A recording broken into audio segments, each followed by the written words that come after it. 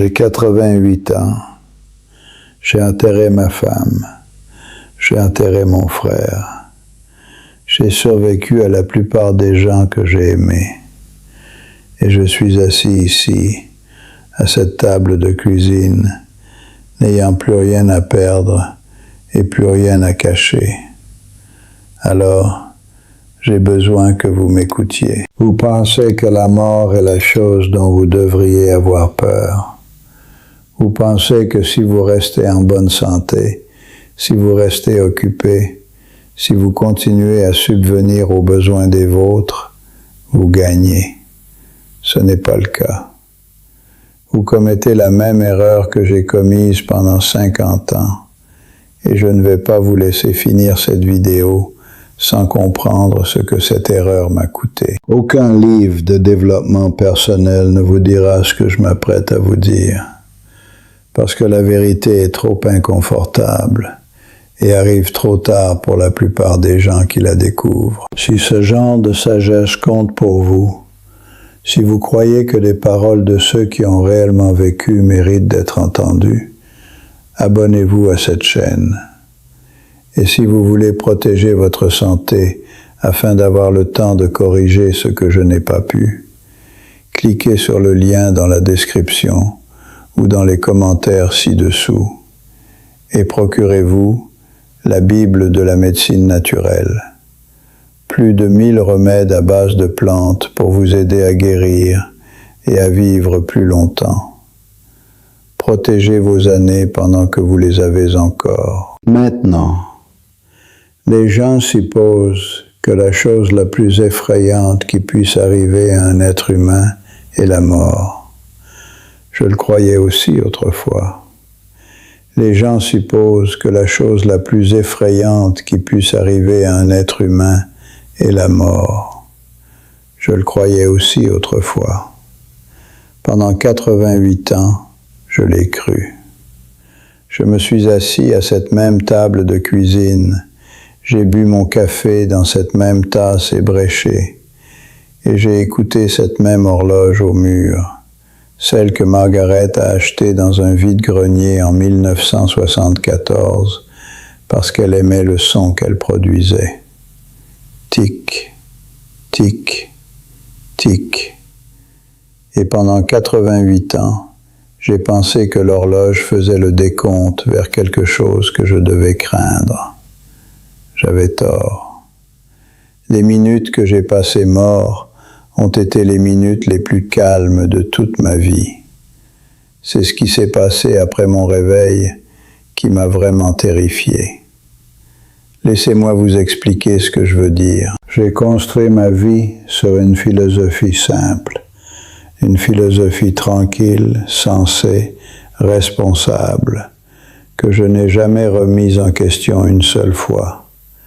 Faire ce qui doit être fait maintenant. Profiter de la vie plus tard.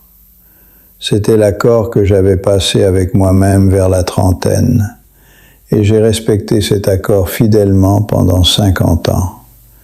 Je l'ai respecté à travers l'odeur de l'huile moteur sur mes mains à 10 heures du soir, à travers les dîners froids laissés enveloppés dans du papier aluminium sur la cuisinière, à travers les soirées où je rentrais trop fatigué pour parler, qualifiant cela de bonne journée parce que les factures étaient payées et que la famille était nourrie. Chaque instant que je reportais, je le justifiais par la même phrase. Nous aurons le temps pour ça quand les choses se calmeront. Je veux que vous m'entendiez quand je dis cela. J'ai besoin que vous l'entendiez vraiment. Les choses ne se sont jamais calmées. Pas une seule fois. Jamais. Le travail devait toujours être fait. Les responsabilités devaient toujours être assumées. Et les moments que je gardais pour plus tard, ils ne m'ont pas attendu. J'ai manqué la pièce de théâtre de l'école de ma fille, parce que la pelouse devait être tondue avant la pluie. Je me souviens davantage du bruit de cette tondeuse que de ce qu'elle a interprété cet après-midi-là. Je me suis dit que ce n'était pas grave. Je me suis dit qu'il y aurait d'autres pièces. Il y a eu d'autres pièces. Mais elle a arrêté de me demander si je venais. Je n'ai pas manqué ces choses parce que je ne m'en souciais pas. C'est ce que j'ai besoin que vous compreniez. Je les ai manquées parce que j'étais absolument certain qu'elles pourraient se reproduire. C'est cela l'illusion. C'est cela le piège. La croyance que les personnes debout devant vous seront toujours debout devant vous.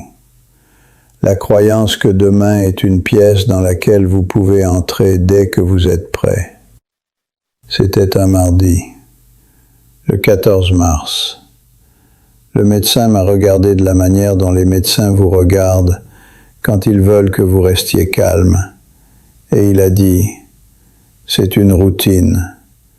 Vous serez à la maison pour le dîner. » Et je l'ai cru, parce que j'avais passé une vie entière à croire en la routine. Puis le moniteur a émis un son que je n'avais jamais entendu auparavant. Je ne peux pas vous dire ce que l'on ressent en mourant de la manière dont vous l'imaginez probablement.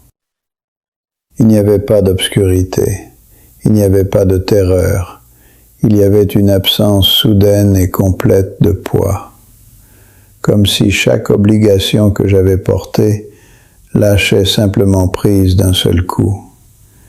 Et dans ce silence, dans ce calme impossible, quelque chose a commencé à remonter à la surface.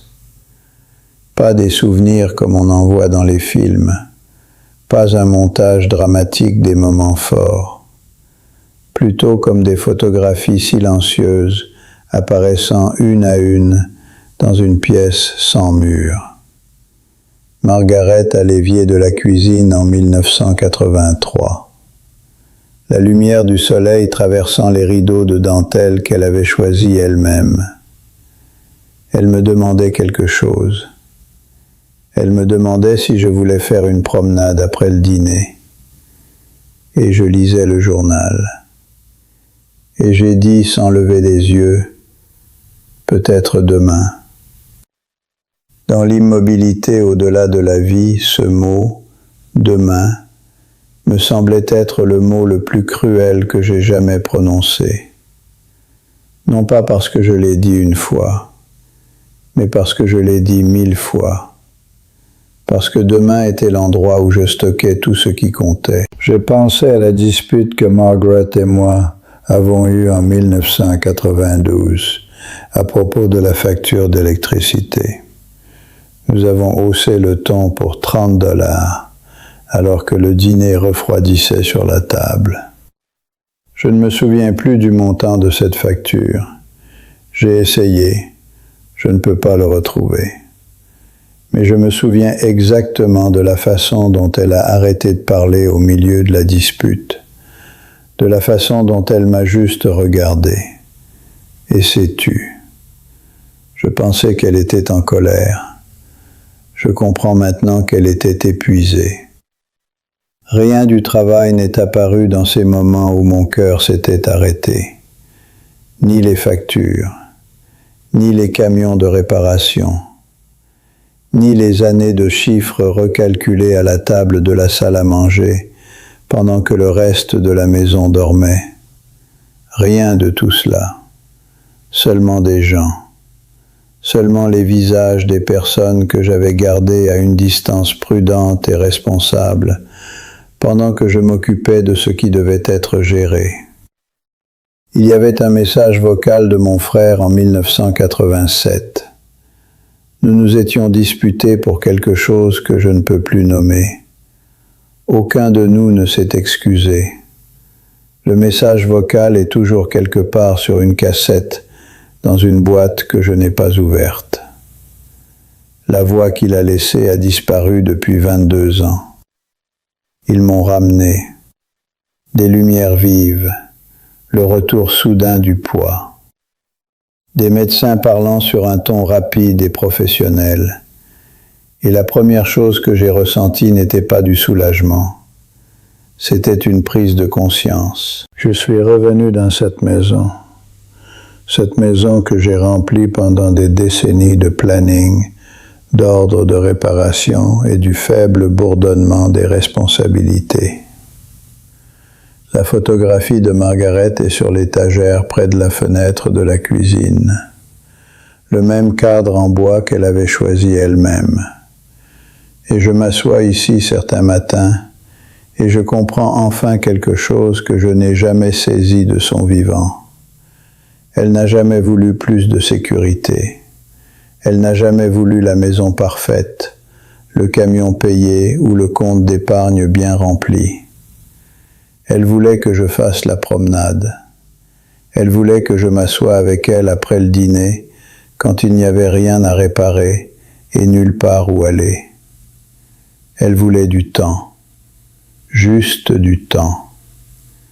Et je n'arrêtais pas de lui dire que nous en aurions davantage.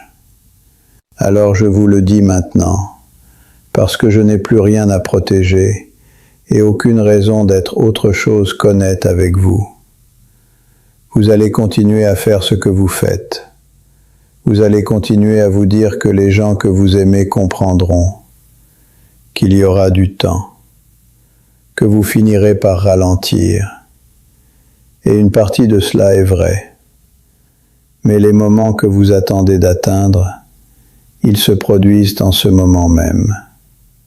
Ils se produisent pendant que vous planifiez pour plus tard. Ils se produisent lors des mardis soirs ordinaires que vous essayez simplement de passer. L'horloge sur mon mur tourne toujours. Le même son dont Margaret est tombée amoureuse dans un vide-grenier il y a plus de 50 ans. Et je suis assis ici, comprenant, enfin trop tard complètement, que la plus grande tragédie d'une vie humaine n'est pas la mort. C'est d'arriver à la fin et de réaliser que les moments que vous gardiez pour plus tard étaient ceux qui comptaient le plus. Faites la promenade, passez l'appel, dites la chose. Ne le gardez pas pour plus tard. Et tant que vous avez encore la santé et le temps, je veux que vous protégiez les deux. Dans la description ci-dessous et dans les commentaires, vous trouverez un lien vers quelque chose appelé la Bible de la médecine naturelle. Plus de 1000 remèdes à base de plantes pour vous aider à guérir, à rester fort et à vivre plus longtemps. J'aurais aimé connaître ne serait-ce que la moitié de ce qu'il y a dans ce livre il y a 40 ans. Jetez-y un coup d'œil. Votre futur vous en remerciera.